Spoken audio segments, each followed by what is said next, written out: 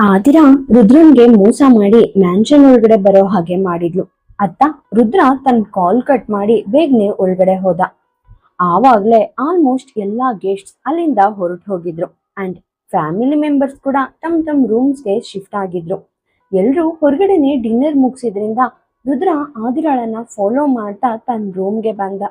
ಆದ್ರೆ ಅವನು door open ಮಾಡ್ತಿದ್ದ ಹಾಗೆ ಆದಿರಾ ಅಲ್ಲಿ ಇಲ್ಲದನ್ನ ನೋಡಿ ಅವನ ಫೇಸ್ ನಲ್ಲಿ ಒಂದು ಬಿಗ್ ಕ್ವೆಶನ್ ಮಾರ್ಕ್ ಬಂತು.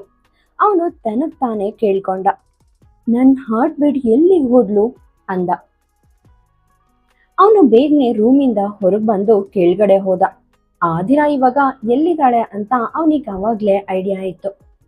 ಆದಿರಾ ರುದ್ರನಿಂದ ತಪ್ಪಿಸ್ಕೊಳ್ಳೋಕೆ ಇಡೀ ದಿನ ರುದಿಕಾ ಜೊತೆನೆ ಟೈಮ್ ಸ್ಪೆಂಡ್ ಮಾಡಿದ್ಲು. ಅವಳು ಹಗ್ಲೆಲ್ಲ ರುದ್ರನ್ ಸಿಗದೆ ಕಾಡ್ಸಿದ್ಲು. ಇವಾಗ ನೈಟ್ ಕೂಡ ಅದೇ ಸೇಮ್ ಟ್ರಿಕ್ ಯೂಸ್ ಮಾಡಿದ್ಲು. ಅವಳು ರುದಿಕಾ ಜೊತೆ ಬೆಡ್ ಮೇಲೆ ತುಂಬಾನೇ ಕಂಫರ್ಟಬಲ್ ಆಗಿ ಮಲಗಿದ್ಲು. ಇತ್ತ ರುದ್ರ ಇವಾಗ ಅವರಿಬ್ಬರನ್ನೇ ನೋಡ್ತಾ ನಿಂತಿದ್ದ. ಅವನು ಆದಿರಾಳ ಕೈಯನ್ನ ಲೈಟ್ ಆಗಿ ಹಿಡಿದು ಅಂದ, ಹಾರ್ಟ್ ಬೀಟ್ ಎದ್ದೇಳು, ಇಲ್ಲಿಂದ ಹೊರಡೋಣ ಬಾ. ನೀನಿಲ್ಲಿ ಮಲಗೋಕೆ ಚಾನ್ಸೇ ಇಲ್ಲ, ನೀನಿವತ್ತು ನನ್ನ ಜೊತೆನೆ ಮಲಗ್ಬೇಕು ಅಂದ. ಆದಿರಾ ನಿದ್ದೆ ಮೂಡ್ನಲ್ಲೇ ತನ್ನ ಕೈಯನ್ನ ಬಿಡಿಸ್ಕೊಂಡು ಅಂದ್ಲು, ನನ್ನನ್ನ ಮಲ್ಗೋಗ್ ಬಿಡಿ ರಾಜವಂಶಿ ಸರ್, ನನ್ಗೆ ತುಂಬಾನೇ ನಿದ್ದೆ ಬರ್ತಿದೆ ಅಂತ ಅಂದ್ಲು. ಹೀಗೆ ಹೇಳ್ತಾ ಅವಳು ರುದಿಕಾನ ಇನ್ನು ಬಿಗಿಯಾಗಿ ಹಗ್ ಮಾಡ್ಕೊಂಡ್ಲು. ರುದ್ರ ಮುಖ ಸೊಟ್ಟ ಮಾಡಿ ಅಂದ, ನೀನ್ ರಿಯಲಿ ನನ್ನ ತೋಳ್ಗಳಲ್ಲಿ ಮಲಗ್ಬೇಕು, ಆದ್ರೆ ಇವಾಗ ರುದಿಕಾನ ಅಂಟ್ಕೊಂಡು ಮಲಗಿದ್ಯಾ? ಎದ್ದೇಳು ಹಾರ್ಟ್ ಬೀಟ್ ಪ್ಲೀಸ್, ನನಗೆ ನೀನಿಲ್ದೆ ನಿದ್ದೆನೆ ಬರಲ್ಲ ಅಂದ. ಆದಿರಾ ನಿದ್ದೆಯಲ್ಲೇ ಗೊಣಗ್ತಾ ಅಂದ್ಲು, ಹಾಗಾದ್ರೆ ನೀವು ಕೂಡ ಇಲ್ಲೇ ಮಲ್ಗಿ, ಆದ್ರೆ ನನಗೆ ಟಾರ್ಚರ್ ಕೊಡ್ಬೇಡಿ ಅಷ್ಟೆ ಅಂದ್ಲು. ಅವಳು ಇನ್ನೂ ಮಾತಾಡ್ತಿರುವಾಗ್ಲೇ ರುದಿಕಾ ಕೂಡ ನಿದ್ದೆಯಲ್ಲಿ ಏನೋ ಸೌಂಡ್ ಮಾಡೋಕೆ ಸ್ಟಾರ್ಟ್ ಮಾಡಿದ್ಲು. ಅವಳು ಇವಾಗ್ಲೇ ಎದ್ದೇಳ್ತಾಳೆ ಅನ್ನೋದನ್ನ ನೋಡಿ ರುದ್ರ ಫುಲ್ ಅಲರ್ಟ್ ಆದ. ರುದಿಕಾ ಬರೀ ಚಿಕ್ಕ ಹುಡುಗಿ ಅಲ್ಲ, ಯಾವುದೇ ಸೆಕೆಂಡ್ ನಲ್ಲಿ ಬ್ಲಾಸ್ಟ್ ಆಗೋ ಬಿಗ್ ಬಾಂಬ್ ಅನ್ನೋ ಹಾಗೆ ಅವನು ತಕ್ಷಣ ಹಿಂದಕ್ಕೆ ಸರ್ದ. ರುದ್ರ ಒಂದು ಲಾಂಗ್ ಬ್ರೆತ್ ತಗೊಂಡು ತನ್ನ ಬಟ್ಟೆಗಳನ್ನ ಚೇಂಜ್ ಮಾಡೋಕೆ ಸ್ಟಾರ್ಟ್ ಮಾಡ್ದ.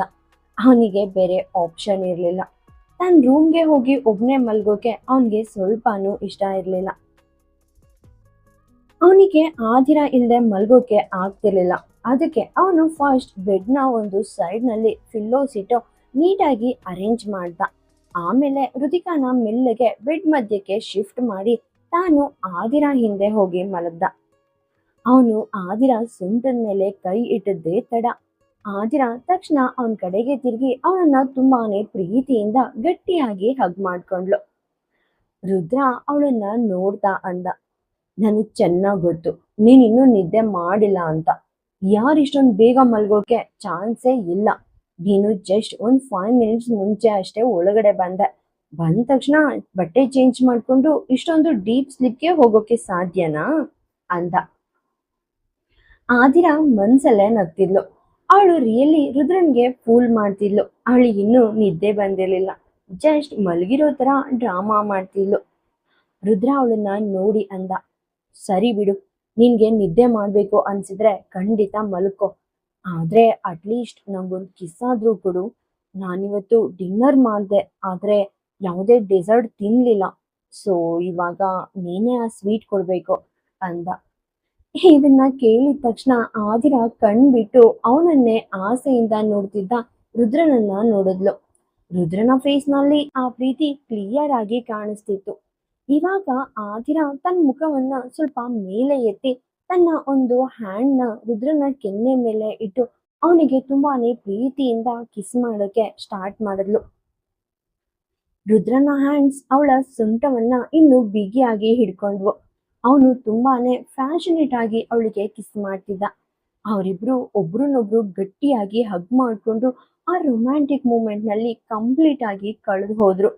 ಇಬ್ರು ಎಷ್ಟು ಕ್ಲೋಸ್ ಆಗಿದ್ರು ಅಂದ್ರೆ ಅವ್ರ ಮಧ್ಯ ಏರ್ ಕೂಡ ಪಾಸ್ ಆಗೋಕೆ ಗ್ಯಾಪ್ ಇರ್ಲಿಲ್ಲ. ರುದ್ರನ ಲೆಗ್ಸ್ ಆದಿರಾ ಕಾಲ್ಗಳ ಜೊತೆ ಲಾಕ್ ಆಗೋಕೆ ಸ್ಟಾರ್ಟ್ ಆದ್ವು. ಇಬ್ರು ಆ ಕಿಸ್ಸಿಂಗ್ ನಲ್ಲಿ ಮುಳುಗಿ ಪೂರ್ತಿ ಉಸಿರನ್ನೇ ಮರೆತು ಬಿಟ್ಟಿದ್ರು. ಆದಿರಾ ತನ್ನ ಫೇಸ್ ಸ್ವಲ್ಪ ಸೈಡ್ ಮಾಡಿ ಅವನ ಕಡೆ ನೋಡ್ತಾ ಕೇಳಿದ್ರು, ಇವಾಗಾದ್ರೂ ಆರಾಮಾಗಿ ಮಲ್ಗೋಕ್ಕಾಗುತ್ತಾ ರಾಜವಂಶಿ ಸರ್ ಅಂದ್ಲು. ರುದ್ರ ಅವಳ ಫೇಸ್ ಮೇಲೆ ತನ್ನ ಹ್ಯಾಂಡ್ ಇಟ್ಟು ತನ್ನ ಹಣೆನ ಅವಳ ಹಣೆ ಹತ್ರ ಸೇರಿಸಿ ಅಂದ, ನನ್ನ ಫೀಲಿಂಗ್ಸ್ನ ಕಂಟ್ರೋಲ್ ಮಾಡೋದು ನನಗೆ ರಿಯಲಿ ತುಂಬಾನೇ ಡಿಫಿಕಲ್ಟ್ ಆಗ್ತಿದೆ ಹಾರ್ಟ್ ಬೀಟ್ ಅಂದ. ಆ ದಿನ ಕ್ಯೂಟ್ ಆಗಿ ಸ್ಮೈಲ್ ಮಾಡ್ತಾ ಅಂದ್ಲು, ಇನ್ನು ಜಸ್ಟ್ 1 or 2 ಡೇಸ್ ಅಷ್ಟೇ, ಅದಾದ್ಮೇಲೆ ನಾನ್ ನಿಮ್ಮನ್ನ ಕಂಟ್ರೋಲ್ ಮಾಡೋಕ್ ಹೇಳಲ್ಲ ಅಂತ ಹೇಳ್ತಾ ಅವಳು ರುದ್ರನ್ ಬೆನ್ನಿನ ಸುತ್ತಲೂ ತನ್ನ ಕೈಗಳನ್ನ ಹಾಕಿ ಹಗ್ ಮಾಡ್ಕೊಂಡ್ಲು. ಅವನ ಎದೆಯ ಮೇಲೆ ಮುಖ ಇಟ್ಟು ಕಣ್ಮುಚ್ಚಿದ್ಲು. ರುದ್ರ ತುಂಬಾನೇ ಲವ್ ಇಂದ ಅವಳ ತಲೆ ಮೇಲೆ ಕಿಸ್ ಮಾಡ್ದ. ಸ್ವಲ್ಪ ಹೊತ್ತಿನಲ್ಲೇ ಇಬ್ರು ಫುಲ್ ಡೀಪ್ ಸ್ಲೀಪ್ಗೆ ಜಾರಿದ್ರು. ಇತ್ತ ಅವ್ರ ಪಕ್ಕದಲ್ಲೇ ಮಲಗಿದ್ದ ಪುಟ್ಟ ಹೃದಿಕಾ ಫೇಸ್ ನಲ್ಲೂ ಒಂದು ಕ್ಯೂಟ್ ಸ್ಮೈಲ್ ಇತ್ತು. ಬೆಳಿಗ್ಗೆ 10 ಗಂಟೆ ಸುಮಾರಿಗೆ ರುದ್ರ ಡೈನಿಂಗ್ ಟೇಬಲ್ ಹತ್ರ ಕೂತಿದ್ದ. ರುದಿಕಾಗೆ ಬ್ರೇಕ್ಫಾಸ್ಟ್ ಮಾಡಿಸಿ ಆದಿರಾ ಅಲ್ಲಿಗೆ ಬಂದ್ಲು. ರುದ್ರ ಅಂಡ್ ಫ್ಯಾಮಿಲಿ ಮೆಂಬರ್ಸ್ ಎಲ್ರು ಡೈನಿಂಗ್ ಟೇಬಲ್ ಹತ್ರನೇ ಇದ್ರು. ಆದಿರಾ ರುದ್ರನನ್ನ ನೋಡಿ ಕೇಳಿದ್ಲು, ರಾಜವಂಶಿ ಸರ್, ನೀವ್ ಯಾಕೆ ಇವತ್ತು ಕ್ಯಾಶುಯಲ್ ಡ್ರೆಸ್ ಹಾಕೊಂಡಿದೀರಾ? ನೀವ್ ಆಫೀಸ್ಗೆ ಹೋಗ್ತಿಲ್ವಾ ಅಂದ್ಲು. ರುದ್ರ ಮುಖ ಸೊಟ್ಟ ಮಾಡಿ ಅಂದ, ನನ್ ಮ್ಯಾರೇಜ್ಗೆ ಜಸ್ಟ್ 2 ಡೇಸ್ ಅಷ್ಟೇ ಬಾಕಿ ಇರೋದು, ಆದ್ರೂ ನೀನಿನ್ನೂ ನನ್ ಆಫೀಸಿಗೆ ಹೋಗ್ಬೇಕಂತ ಆಸೆ ಪಡ್ತಿದ್ಯಾ ಅಂದ. ಆದಿರಾ ತಕ್ಷಣ ಆನ್ಸರ್ ಮಾಡಿದ್ಲು, ಹಾಗಾದ್ರೆ ಮೆಹಂದಿ ಫಂಕ್ಷನ್ ಇರೋದು ನೈಟ್ ಅಲ್ವಾ ರಾಜವಂಶಿ ಸರ್, ನೀವ್ ಇಡೀ ದಿನ ಮನೇಲಿದ್ದು ಏನ್ ಮಾಡ್ತೀರಾ ಅಂದ್ಲು. ರುದ್ರ ಅದಕ್ಕೆ ಏನೂ ರಿಪ್ಲೈ ಮಾಡ್ಲಿಲ್ಲ, ಜಸ್ಟ್ ಒಂದು ನೋಟಿ ಸ್ಮೈಲ್ ಕೊಟ್ಟ ಅಷ್ಟೆ. ಅವನ ಆ ನಗುವಿನ ಇನ್ನರ್ ಮೀನಿಂಗ್ ಆದಿರಾಳಿಗೆ ಮಾತ್ರ ಅಲ್ಲ, ಅಲ್ಲಿದ್ದ ಪ್ರತಿಯೊಬ್ಬರಿಗೂ ಕ್ಲಿಯರ್ ಆಗಿ ಅರ್ಥ ಆಯಿತು. ಅಜ್ಜಿ ಕೃಪಾ ರಾಜವಂಶಿ ಬೇಗನೆ ಮ್ಯಾಟರ್ ಚೇಂಜ್ ಮಾಡೋಕೆ ಅಂದ್ರು. ಎಲ್ರು ಬೇಗ ಬೇಗ ಬ್ರೇಕ್ಫಾಸ್ಟ್ ಮುಗಿಸಿ, ಅದಾದ್ಮೇಲೆ ನಮ್ಗೆ ಇಂಪಾರ್ಟೆಂಟ್ ವರ್ಕ್ ಇದೆ ಅಂದ್ರು. ಆದಿರಾ ಇವಾಗ ರುದ್ರನನ್ನೇ ದಿಟ್ಟಿಸಿ ನೋಡ್ತಾ ಡೈನಿಂಗ್ ಟೇಬಲ್ ಹತ್ರ ಕೂತ್ಲು. ಎಲ್ಲರ ಬ್ರೇಕ್ಫಾಸ್ಟ್ ಸ್ಟಾರ್ಟ್ ಆಯ್ತು. ಊಟ ಮುಗಿದ ತಕ್ಷಣ ಆದಿರಾ ಸ್ಟ್ರೈಟ್ ಆಗಿ ರುದಿಕಾ ರೂಮ್ಗೆ ಹೋದ್ಲು. ರುದ್ರ ಕೂಡ ಅವಳನ್ನೇ ಫಾಲೋ ಮಾಡ್ತಾ ಹಿಂದೆ ಬಂದ. ಆದಿರಾ ಅವನನ್ನ ನೋಡಿ ಅಂದ್ಲು, ನೀವು ರಿಯಲಿ ಮೆಂಟಲ್ ಆಗಿದ್ದೀರಾ ರಾಜವಂಶಿ ಸರ್ ಅಂದ್ಲು. ರುದ್ರ ಅವಳ ಹತ್ರ ಹೋದ. ಆದಿರಾ ಇತ್ತ ವಾರ್ಡ್ರೋಬ್ ಹತ್ರ ಕೂತಿದ್ಲು. ಬ್ರೇಕ್ಫಾಸ್ಟ್ ಆದ್ಮೇಲೆ ರುದಿಕಾ ಫುಲ್ ನಿದ್ದೆ ಮಾಡ್ತಿದ್ಲು. ಸೊ ಆದಿರಾ ತನ್ನ ಬಟ್ಟೆಗಳನ್ನ ನೀಟಾಗಿ ಅರೇಂಜ್ ಮಾಡ್ತಿದ್ಲು. ಇವಾಗ ರುದ್ರ ಅವಳ ಬ್ಯಾಕ್ ಸೈಡ್ ಬಂದು ನಿಂತು ಅವಳನ್ನ ತನ್ನ ತೋಳ್ಗಳಲ್ಲಿ ಲಾಕ್ ಮಾಡ್ಕೊಂಡು ಅಂದ, ನಾನು ಈ ತರಹ ಕ್ರೇಜಿ ಆಗ್ತಿದ್ರೆ ಅದರಲ್ಲಿ ನನ್ನದೇನು ತಪ್ಪು ಹೇಳು? ನೀನೇ ನನ್ನನ್ನ ಈ ರೇಂಜ್ಗೆ ಚೇಂಜ್ ಮಾಡ್ತಿರೋದು. ಸೊ ನೀನ್ ನನ್ಗೆ ಏನ್ ಬೇಕಾದ್ರೂ ಬ್ಲೇಮ್ ಮಾಡ್ಕೋಬಹುದು. ನಿನ್ಗೆ ರಿಯಲಿ ನನ್ ಮೇಲೆ ಲವ್ ಇದ್ರೆ ನನ್ಗೊಂದು ಹೆಲ್ಪ್ ಮಾಡು. ಇವಾಗ ಈ ಪ್ರೀತಿಯ ಹುಚ್ಚುತನಕ್ಕೆ ನೀನೇ ಮೆಡಿಸಿನ್ ಕೊಡು ಅಂದ. ಆದಿರಾ ಅವನ್ ಕಡೆ ತಿರುಗಿ ನೋಡ್ತಾ ಅಂದ್ಲು, ಇವತ್ ನೈಟ್ ನನ್ನ ಹ್ಯಾಂಡ್ಸ್ ಮೇಲೆ ನಿಮ್ಮ ಹೆಸರಿನ ಮೆಹಂದಿ ಇರುತ್ತೆ, ಆದ್ರೆ ನನ್ನ ಕೈಗಳಿಗೆ ನಿಮ್ಮ ಹೆಸರಿನ ಡಿಸೈನ್ ಹಚ್ಕೊಳ್ಬೇಕಾ ಬೇಡವಾ ಅಂತ ನಾನು ಇನ್ನೂ ಥಿಂಕ್ ಮಾಡ್ತಿದ್ದೀನಿ ಅಂದ್ಲು. ರುದ್ರ ತಕ್ಷಣ ಅವಳ ಸೊಂಟದ ಮೇಲೆ ಕೈ ಹಾಕಿ ಇನ್ನು ಹತ್ರ ಹೇಳ್ಕೊಂಡು ಅಂದ, ನನ್ನ ಹೆಸರಿನ ಮೆಹಂದಿ ಹಚ್ಕೊಳ್ಳೋಕೆ ಇಷ್ಟ ಇಲ್ವಾ ನಿನ್ಗೆ? ಒಂದ್ ವೇಳೆ ನೀನು ನನ್ನ ಹೆಸರು ಬರ್ಸ್ಕೊಳ್ದಿದ್ರೆ ಇವತ್ತು ನೈಟ್ ಆ ಮೆಹಂದಿ ಫಂಕ್ಷನ್ ಅಲ್ಲಿ ನಾನು ಏನ್ ಮಾಡ್ತೀನಿ ಅಂತ ನಿನ್ಗೆ ಐಡಿಯಾ ಇರಲ್ಲ ಹಾರ್ಟ್ ಬೀಟ್. ಇಡೀ ಜಗತ್ತಿನ ಮುಂದೆ ನಿನ್ ಕೈ ಮೇಲೆ ನನ್ನ ಹೆಸರನ್ನ ನಾನೇ ಸ್ವತಃ ಬರಿಬೇಕಾಗುತ್ತೆ. ಆಮೇಲೆ ಆ ಸೀನ್ ನೋಡಿ ಎಲ್ರಿಗೂ ಶಾಕ್ ಆಗುತ್ತೆ, ನೆನ್ಪಿಟ್ಕೊ ಅಂದ. ಮೆಹಂದಿಯಲ್ಲಿ ಬರ್ದಿರೋ ಹೆಸರು ಜಸ್ಟ್ 2 or 4 ಡೇಸ್ ನಲ್ಲಿ ಅಳಿಸೋಗುತ್ತೆ ಹಾರ್ಟ್ ಬೀಟ್. ಒಂದ್ ವೇಳೆ ನೀನ್ ನನ್ನ ಹೆಸರು ಬರ್ಸ್ಕೋಬೇಕಂತ ಡಿಸೈಡ್ ಮಾಡಿದ್ರೆ ಲೈಫ್ ನಲ್ಲಿ ಏನೇ ಆದ್ರೂ ನನ್ನ ಹೆಸರು ನಿನ್ ಬಾಡಿಯಿಂದ ಯಾವತ್ತೂ ಅಳಿಸಿ ಹೋಗೋದ್ ಹಾಗೆ ಬರ್ಸ್ಕೊ ಅಂದ. ಆದಿರಾ ಅವನನ್ನೇ ದಿಟ್ಟಿಸಿ ನೋಡಿದ್ಲು. ಆದ್ರೆ ಅವಳು ಏನು ಆನ್ಸರ್ ಮಾಡೋಕೆ ಮುಂಚೆನೆ ರುದ್ರನ ಫೋನ್ ರಿಂಗ್ ಆಯ್ತು. ಅವನು ಆಫೀಸ್ಗೆ ಹೋಗ್ತಿರ್ಲಿಲ್ಲ ನಿಜ, ಆದ್ರೆ ಮನೆಯಿಂದಾನೇ ಒಂದು ಅರ್ಜೆಂಟ್ ಮೀಟಿಂಗ್ ಅಟೆಂಡ್ ಮಾಡ್ಬೇಕಿತ್ತು. ಅವನು ಸಾರಿ ಅಂತ ಹೇಳಿ ಅಲ್ಲಿಂದ ಹೊರಟೋದ.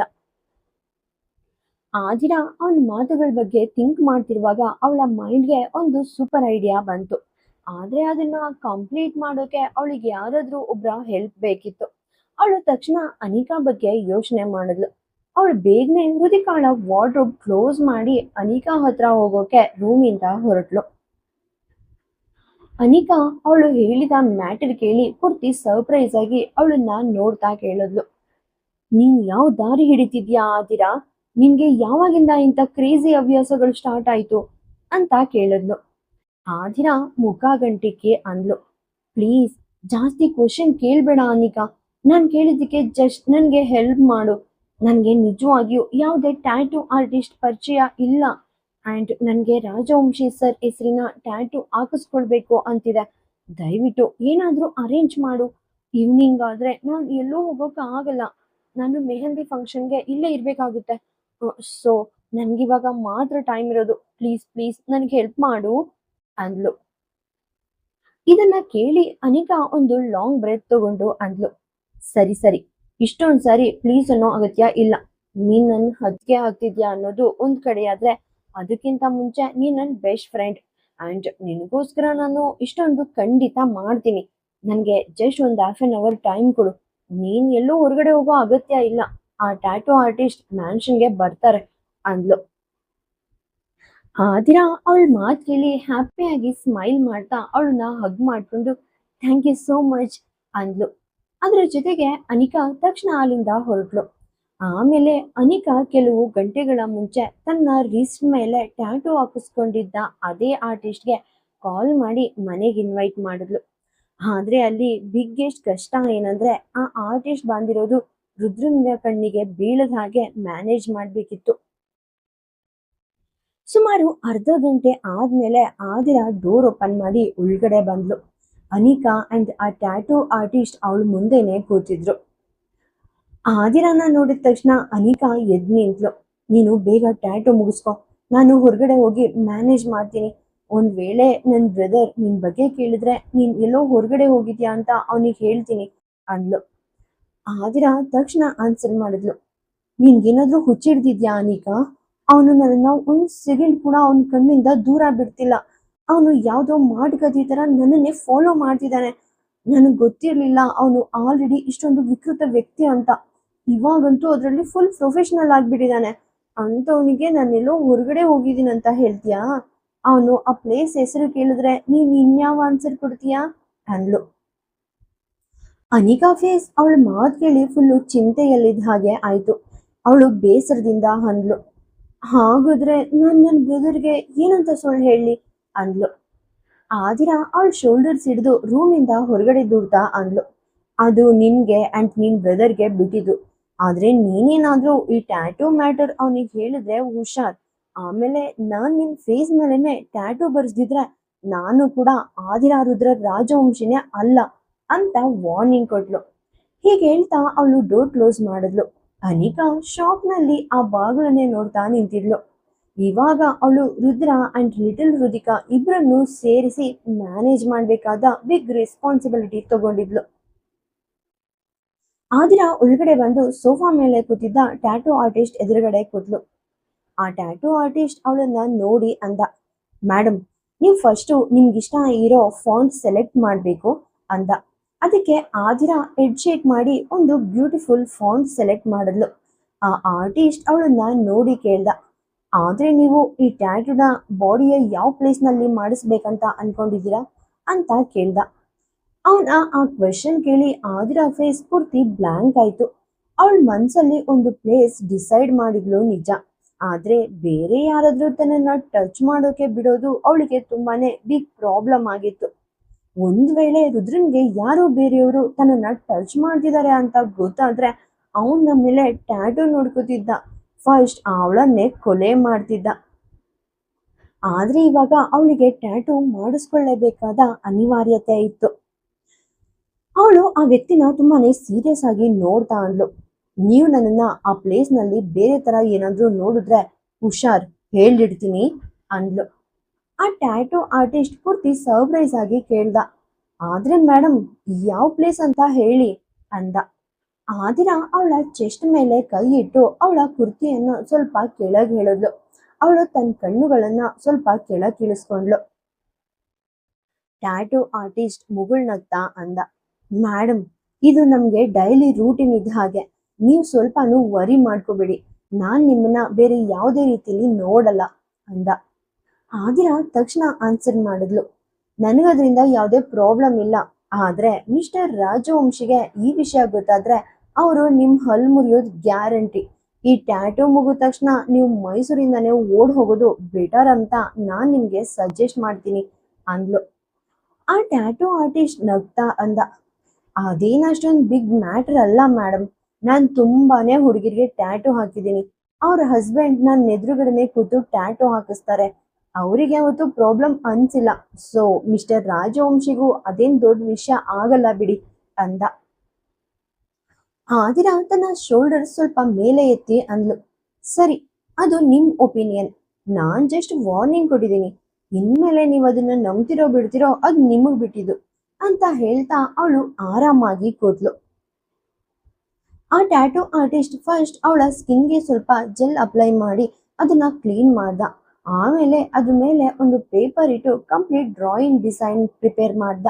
ಅದಾದ ನಂತರ ಅವನು ತನ್ನ ಟ್ಯಾಟೂ ಪೆನ್ ಯೂಸ್ ಮಾಡೋಕೆ ಸ್ಟಾರ್ಟ್ ಮಾಡ್ದ. ಆದಿರಾ ತನ್ನ ಕಣ್ಣುಗಳು ಸುಮಾರು ಅರ್ಧ ಗಂಟೆ ಪಾಸ್ ಆಗಿತ್ತು. ಆ ಟ್ಯಾಟೂ ಆಲ್ಮೋಸ್ಟ್ ಕಂಪ್ಲೀಟ್ ಆಗಿತ್ತು. ಜಸ್ಟ್ ಅದನ್ನ ಕ್ಲೀನ್ ಮಾಡೋದೊಂದೇ ಬಾಕಿ ಇತ್ತು. ಒಂಥರ ಆ ಟ್ಯಾಟೂ ಆರ್ಟಿಸ್ಟ್ ಅದ್ರ ಮೇಲೆ ಸ್ಪ್ರೇ ಮಾಡ್ದ. ಅದರಿಂದ ತುಂಬಾನೇ ಪೇನ್ಫುಲ್ ಇರುತ್ತೆ ಅಂತ ಅವಳು ಆದಿರಾ ಕಡೆ ನೋಡಿ ಕೇಳ್ದ. ಆದ್ರೆ ಅಷ್ಟೇನ್ ಇರ್ಲಿಲ್ಲ. ನೀವು ನಿಮ್ ಟ್ಯಾಟೂ ನೋಡೋಕೆ ರೆಡಿ ಇದ್ದೀರಾ ಅಂತ ಕೇಳ್ದ. ಆದಿರಾ ಏನಾದ್ರೂ ಆನ್ಸರ್ ಮಾಡೋಕೆ ಮುಂಚೆನೆ ಸಡನ್ ಆಗಿ ಡೋರ್ ಓಪನ್ ಆಯಿತು ಅಂಡ್ ಒಂದು ಇಂಟೆನ್ಸ್ ಡೀಪ್ ವಾಯ್ಸ್ ಕೇಳಿಸ್ದು. ಟ್ಯಾಟೂ ನೋಡೋ ಬಗ್ಗೆ ನನಗ್ ಗೊತ್ತಿಲ್ಲ, ಆದ್ರೆ ಫಸ್ಟ್ ಹೇಳು, ನೀನ್ ನರ್ಕ ನೋಡೋಕೆ ರೆಡಿ ಇದ್ಯಾ ಅಂತ ಕೇಳಿಸ್ತು. ಅವನ ಆ ಡೇಂಜರಸ್ ಮಾತು ಹೇಳಿ ಆದಿರಾ ಅಂಡ್ ಆ ವ್ಯಕ್ತಿ ಇಬ್ರು ಪೂರ್ತಿ ಶಾಕ್ ಆಗಿ ರುದ್ರನ್ ಕಡೆ ಕಣ್ ತಿರ್ಗಿಸಿದ್ರು. ರುದ್ರ ಫುಲ್ ಕೋಪದಿಂದ ಆದಿರಾ ಕಡೆ ನೋಡ್ತಾ ಮುಂದೆ ಬಂದ. ಅವನ ಕಣ್ಣುಗಳು ಆ ಟ್ಯಾಟೋ ಆರ್ಟಿಸ್ಟ್ ಕೈ ಇದ್ದ ಆದಿರಾ ಚೆಸ್ಟ್ ಏರಿಯಾ ಮೇಲೆ ಫಿಕ್ಸ್ ಆಗಿದ್ವು. ಇದನ್ನೆಲ್ಲ ಕಣ್ಣಾರೆ ನೋಡಿದ್ಮೇಲೆ ರುದ್ರನ ಸಿಟ್ಟು ಇನ್ನು ನೆಕ್ಸ್ಟ್ ಲೆವೆಲ್ಗೆ ಹೋಗಿತ್ತು. ಆದಿರಾ ಇವಾಗ ಫುಲ್ ಹೆದರಿ ನಡ್ಗೋಕೆ ಸ್ಟಾರ್ಟ್ ಮಾಡಿದ್ಲು. ಟ್ಯಾಟೋ ಆರ್ಟಿಸ್ಟ್ ರುದ್ರನನ್ನ ನೋಡಿ ಅಂದ, ನೀವ್ ಏನ್ ಹೇಳ್ತಿದ್ದೀರಾ ಅಂತ ನನಗೆ ನಿಜಕ್ಕೂ ಅರ್ಥ ಆಗ್ಲಿಲ್ಲ ಅಂದ. ನೆಕ್ಸ್ಟ್ ಮೂಮೆಂಟ್ ರುದ್ರ ಅವನ್ ಹತ್ರ ಬಂದು ಹಿಂದಿನಿಂದ ಅವನ್ ಶರ್ಟ್ ಕಾಲರ್ ಹಿಡಿದು ತನ್ನ ಕಡೆ ಹೇಳ್ಕೊಂಡ, ನನ್ ಹಾರ್ಟ್ ಬೀಟ್ ನ ಮುಟ್ಟೋಕೆ ನಿನ್ಗೆಷ್ಟು ಧೈರ್ಯ ಇರ್ಬೇಕು ಅಂದ. ಅದ್ರ ಜೊತೆನೆ ಅವನು ಆ ಟ್ಯಾಟೂ ಆರ್ಟಿಸ್ಟ್ ಕೆನ್ನೆಗೆ ಫುಲ್ ಸ್ಟ್ರಾಂಗ್ ಆಗಿ ಒಂದು ಪಂಚ್ ಕೊಟ್ಟ. ಆ ವ್ಯಕ್ತಿಗೆ ಒಂದ್ ಸೆಕೆಂಡ್ ಕೂಡ ಇಡೀ ವರ್ಲ್ಡ್ ತಿರುಗಿದ ಹಾಗೆ ಫೀಲ್ ಆಯ್ತು. ಆದಿರಾ ಪೂರ್ತಿ ಶಾಕ್ ಆದ್ಲು. ಅವಳು ತಕ್ಷಣ ಸೋಫಾದಿಂದ ಎದ್ದು ರುದ್ರನ್ ಹತ್ರ ಬಂದು ಅಂದ್ಲು, ನೀವ್ ಏನ್ ಮಾಡ್ತಿದ್ದೀರಾ ರಾಜವಂಶಿ ಸರ್? ಇದ್ರಲ್ಲಿ ಅವನದೇನು ತಪ್ಪು ಹೇಳಿ? ನಾನೇ ಅವನಿಗೆ ಟ್ಯಾಟೂ ಹಾಕೋಕೆ ಕಾಲ್ ಮಾಡಿದ್ದು. ನೀವು ಅವನನ್ನ ಯಾಕೆ ಹೊಡಿತಿದ್ದೀರಾ ಅಂದ್ಲು. ರುದ್ರ ಅವಳನ್ನ ನೋಡಿ ಅಂದ, ಯಾಕಂದ್ರೆ ನನ್ಗೆ ನಿನ್ನನ್ನ ಹೊಡಿಯೋಕೆ ಆಗಲ್ಲ. ಇಲ್ಲ ಅಂದ್ರೆ ಇವತ್ತು ನಿನ್ಗೆ ಒಂದ್ ಒಳ್ಳೆ ಗಿಫ್ಟ್ ಕೊಡ್ತಿದ್ದೆ ಅಂದ. ಅವನ್ ಮಾತ್ ಕೇಳಿ ಆದಿರಾ ಲೈಟ್ ಆಗಿ ತನ್ನ ಫೇಸ್ ಡೌನ್ ಮಾಡಿದ್ಲು. ರುದ್ರ ಫುಲ್ ಸಿಟ್ಟಿನಿಂದ ಅಂದ, ಬೇರೆ ಯಾರನ್ನೋ ನೀನ್ ಬಾಡಿ ಟಚ್ ಮಾಡೋಕ್ ಬಿಡೋಕೆ ನಿನ್ ಎಷ್ಟು ಧೈರ್ಯ ಇರ್ಬೇಕು ಹಾರ್ಟ್ ಬೀಟ್ ಅಂದ. ನಿನ್ಗೆ ಟ್ಯಾಟೂ ಬೇಕು ಅಂದ್ರೆ ನನ್ಗೆ ಹೇಳ್ಬೇಕಿತ್ತಲ್ಲ, ನಾನೇ ನಿನ್ ಮೇಲೆ ಅದನ್ನ ಡ್ರಾ ಮಾಡ್ತಿದ್ದೆ, ಅದು ಕೂಡ ಲೈಫ್ ಲಾಂಗ್ ಹಳಸಿ ಹೋಗೋದ್ ಬಣ್ಣದಿಂದ ಅಂದ. ಆದಿರಾ ಸ್ವಲ್ಪ ಸ್ಮೈಲ್ ಮಾಡ್ತಾ ಅಂದ್ಲು, ಇದು ಕೂಡ ಲೈಫ್ ಲಾಂಗ್ ಅಳಿಸಿ ಹೋಗಲ್ಲ ರಾಜವಂಶಿ ಸರ್, ನೀವು ಸ್ವಲ್ಪನೂ ವರಿ ಮಾಡ್ಬೇಡಿ ಅಂದ್ಲು. ರುದ್ರ ತಕ್ಷಣ ಅವಳ ಸೊಂಟದ ಮೇಲೆ ಕೈ ಹಾಕಿ ತನ್ನ ಕಡೆ ಇನ್ನೂ ಹತ್ರ ಹೇಳ್ಕೊಂಡು ಕೇಳ್ದ, ಆದ್ರೆ ಇವಾಗ ಅದ್ರ ಅವಶ್ಯಕತೆ ಏನಿತ್ತು ಅಂತ ಕೇಳ್ದ. ಆದಿರಾ ನೇರವಾಗಿ ಅವನ ಕಣ್ಣುಗಳನ್ನ ನೋಡ್ತಾ ಅಂದ್ಲು, ನಿಮ್ ಹೆಸರನ್ನ ನನ್ನ ಬಾಡಿ ಮೇಲೆ ಯಾವತ್ತೂ ಅಳಿಸಿ ಹೋಗೋದ ಹಾಗೆ ಪರ್ಮನೆಂಟ್ ಆಗಿ ಬಳಸ್ಕೋಬೇಕಂತ ನನಗೆ ತುಂಬಾನೇ ಆಸೆ ಇತ್ತು ಅಂದ್ಲು. ರುದ್ರ ಸೈಲೆಂಟ್ ಆಗಿ ಅವಳನ್ನೇ ನೋಡ್ತಾ ಇದ್ದ. ಅಷ್ಟರಲ್ಲಿ ಆದಿರಾ ಚೆಸ್ಟ್ ಮೇಲೆ ಟ್ಯಾಟೂ ಹಾಕಿದ್ದ ಆ ವ್ಯಕ್ತಿ ತನ್ನ ದೌಡೆ ಹಿಡ್ಕೊಂಡು ಅಂದ, ಇದು ತುಂಬಾನೇ ಪೇನ್ಫುಲ್ ಆಗ್ತಿದೆ ಸ್ವಾಮಿ ಅಂದ. ಆದಿರಾ ಮೆಲ್ಲಗೆ ನಕ್ಕಂದ್ಲು, ನಾನ್ ನಿಮ್ಗೆ ಅವಾಗ್ಲೇ ಹೇಳಿದ್ದೆ ಅಲ್ವಾ, ನೀವು ಮಿಸ್ಟರ್ ರಾಜವಂಶಿಗೆ ಸಿಕ್ಕ ಹಾಕೊಂಡ್ರೆ ಫುಲ್ಲು ಡೇಂಜರ್ ಅಂತ, ಅದಕ್ಕೆ ಇವಾಗ್ಲಾದ್ರೂ ಈ ಮೈಸೂರು ಬಿಟ್ಟು ಬೇಗ ಓಡ್ ಹೋಗಿ ಅಂದ್ಲು. ಆ ವ್ಯಕ್ತಿ ಕೈ ಮುಗ್ದು ಅಂದ, ನಾನು ಈ ದೇಶ ಬಿಟ್ಟೆ ಹೋಗ್ತೀನಿ, ಆದ್ರೆ ಪ್ಲೀಸ್ ನನಗಿಲ್ಲಿಂದ ಎಸ್ಕೇಪ್ ಆಗೋಕೆ ಒಂದು ಚಾನ್ಸ್ ಕೊಡಿ ಅಂದ. ಆದಿರಾ ಅವನ್ ಮಾತ್ ಕೇಳಿ ನಕ್ಲು. ರುದ್ರ ಕೋಪದಿಂದ ಅವನನ್ನ ನೋಡ್ತಾ, ನಾನ್ ನಿನ್ಗೆ ಹೇಳ್ತೀನಿ ತಡಿ ಅಂತ ಮತ್ತೆ ಅವನ ಕಡೆ ಹೋಗೋಕೆ ಸ್ಟಾರ್ಟ್ ಮಾಡ್ದ. ಆದಿರಾ ತಕ್ಷಣ ಅವನ ಎದೆಯ ಮೇಲೆ ಹ್ಯಾಂಡ್ಸ್ ಇಟ್ಟು ತಡೆದು ಅಂದ್ಲು, ಪ್ಲೀಸ್ ರಾಜವಂಶಿ ಸರ್, ಇಷ್ಟೊಂದು ಹೈಪರ್ ಆಗ್ಬೇಡಿ. ಅವನು ಜಸ್ಟ್ ಒಬ್ಬ ಟ್ಯಾಟೂ ಆರ್ಟಿಸ್ಟ್, ಅವನ್ ಪ್ರೊಫೆಷನ್ ಅದು. ಕ್ಲೈಂಟ್ ಎಲ್ಲಿ ಹೇಳ್ತಾರೋ ಅಲ್ಲಿ ಅವನು ವರ್ಕ್ ಮಾಡ್ಬೇಕಾಗುತ್ತೆ ಅಲ್ವಾ, ಇದ್ರಲ್ಲಿ ಅವನ್ದೇನ್ ತಪ್ಪು ಅಂದ್ಲು. ಅವಳು ಹೀಗೆ ಹೇಳಿ ಆ ಆರ್ಟಿಸ್ಟ್ ಕಡೆ ತಿರುಗಿದ್ಲು.